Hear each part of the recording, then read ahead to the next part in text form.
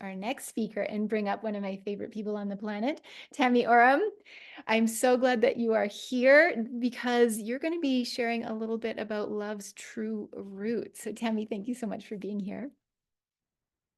Get you unmuted. It's so good to see you. I love being with you. Yeah, Elizabeth, you and I have been on this journey for quite some time together, and it's an honor to always be here and support the women in our community.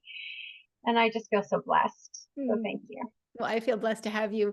Tammie used to work at our events and speak at our events when we did our in-person festivals and conferences. And she's also an amazing, incredible human who I adore. And she's a master counselor and relationship coach. So she's going to be bringing us into a conversation about love's true roots. But let me introduce you.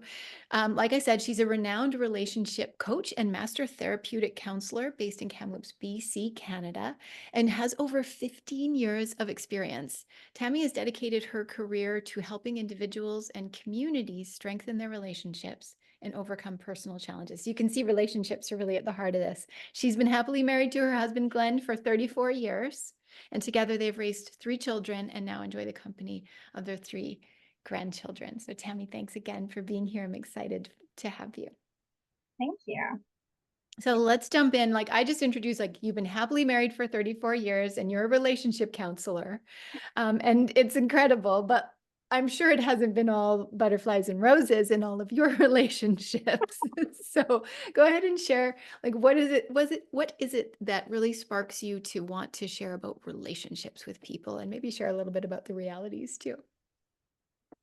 Yeah, so a little bit of my background, a little bit about my story is that I've always been that observer. I've always been watching people, watching connections, their behavior, their words.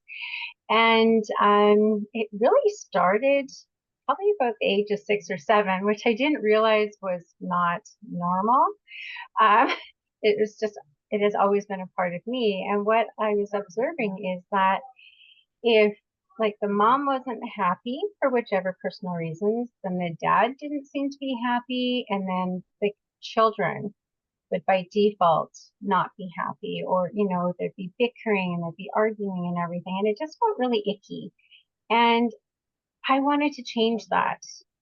So that's really my mission, is to help others get out of the icky, if that makes sense, and go more with flow and have fun and adventures together. Yeah. So that's kind of what brought me to this field. And I decided in grade 8 that this was what I was going to do.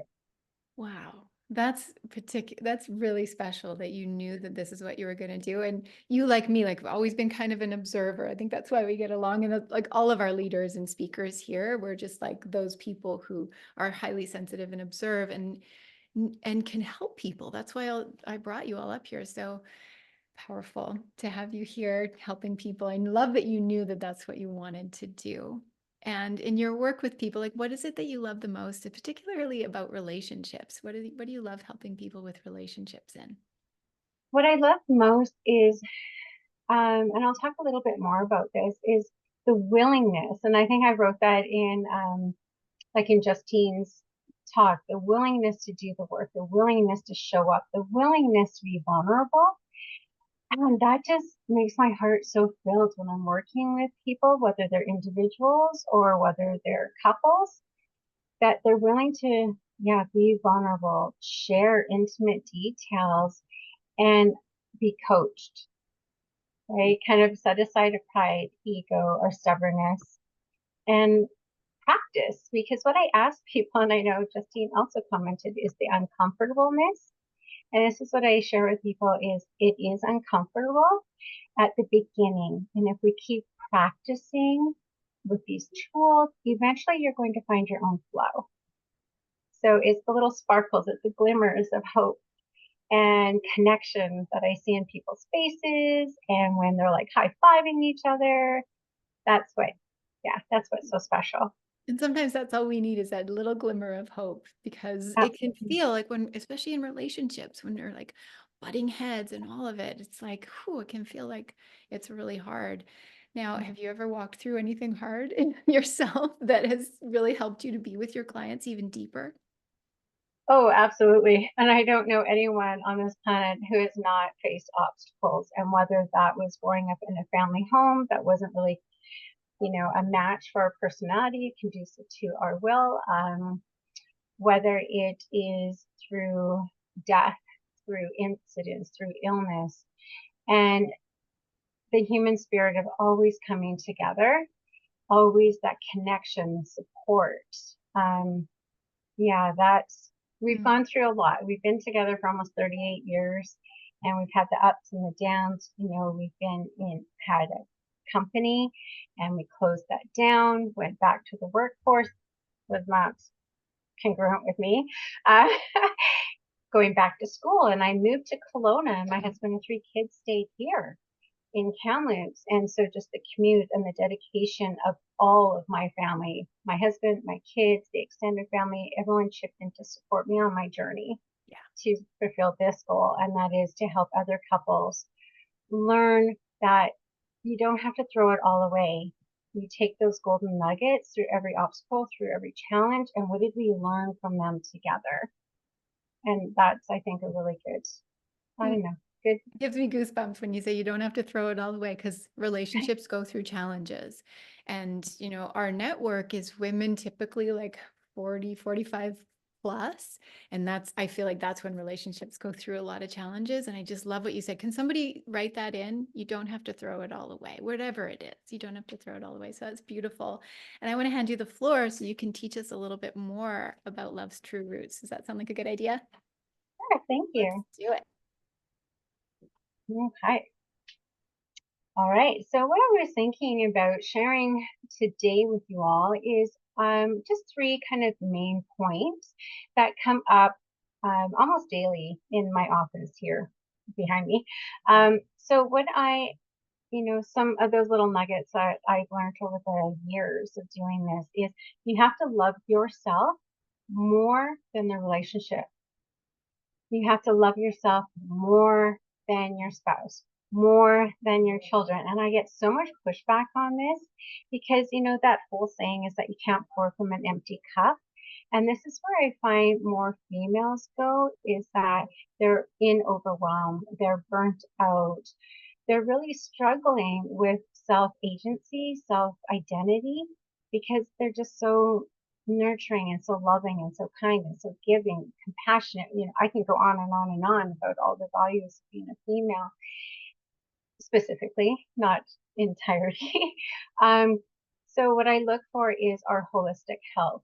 And I do this with both partners, whether it's a male partner or a female partner, or I do this with everyone, is I really want to concentrate on your holistic health. And when we say holistic health, what we're meaning is your physiology, so your bio, your psychosocial, so your mental and emotional, your social health, which is our belonging, where do I fit in, who loves me, who has my back, and our spiritual health, which is our belief systems. And I know that we've been speaking a lot these last several days about our spiritual health.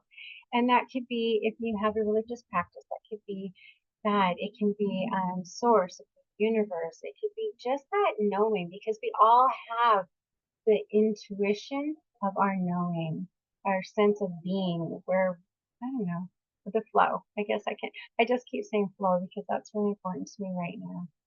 Um, it's also really important to you as an individual, getting very clear on your values, on your goals. What is it that you value most? Is it honesty? Is it justice? Is it integrity? Is it compassion?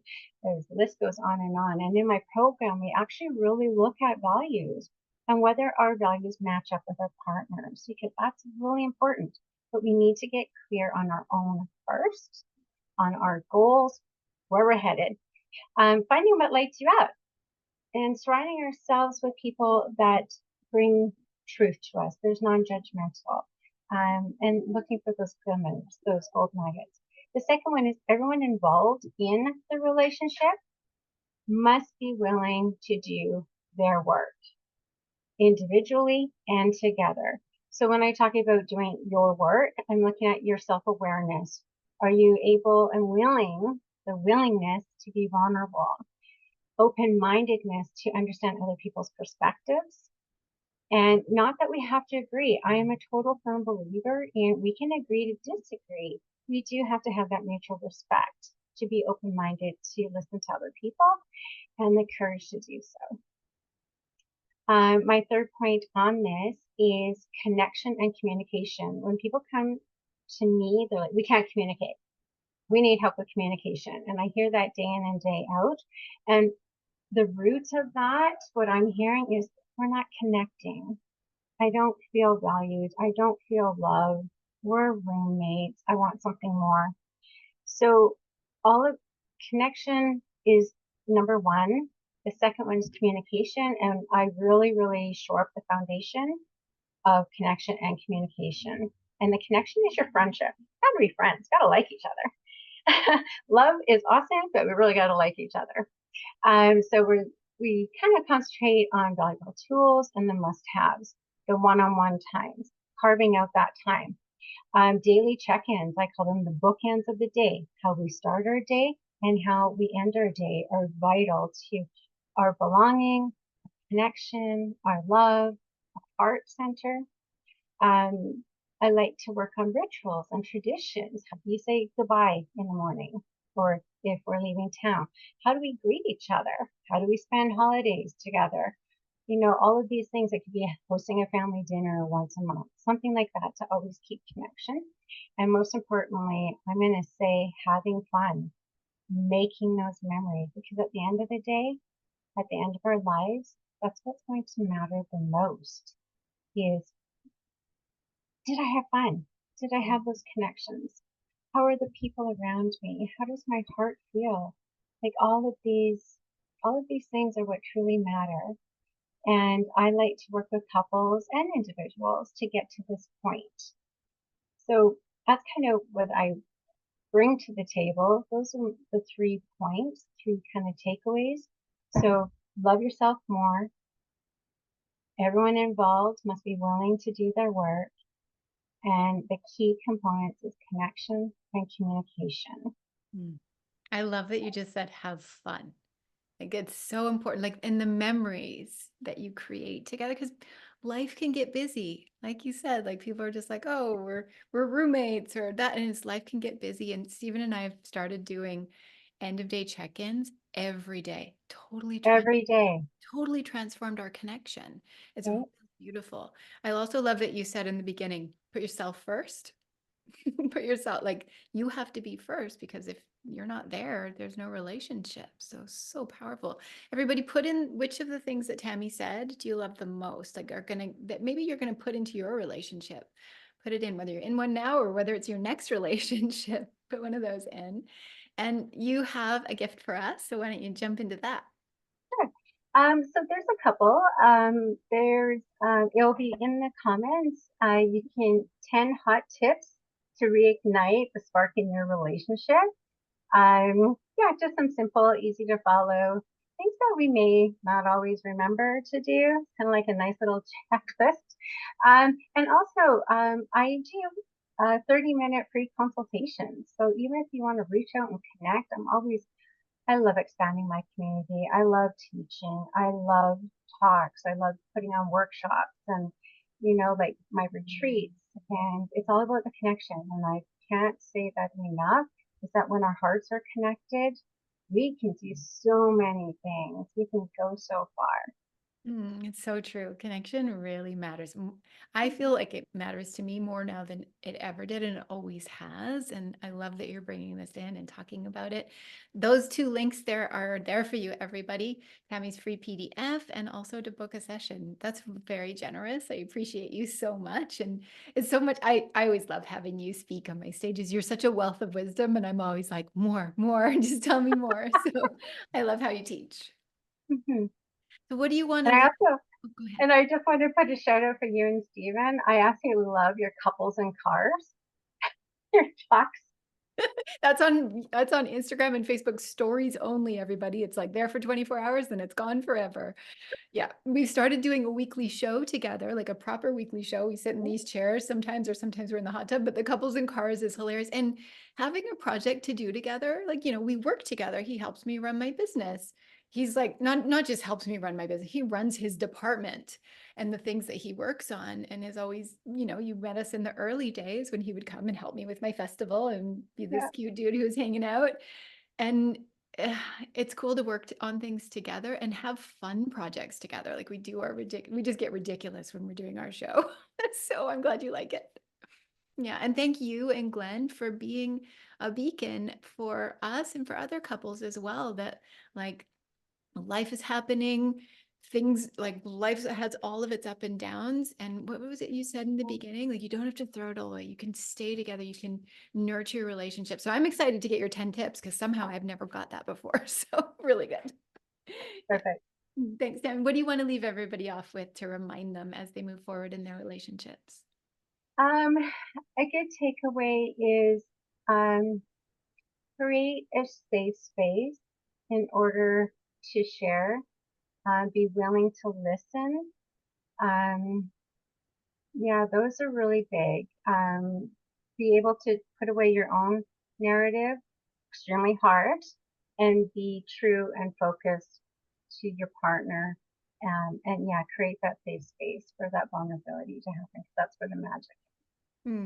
Safe space for vulnerability. Thank you so much for that. Thank you for being here, being part of the festival. Thank you so much again.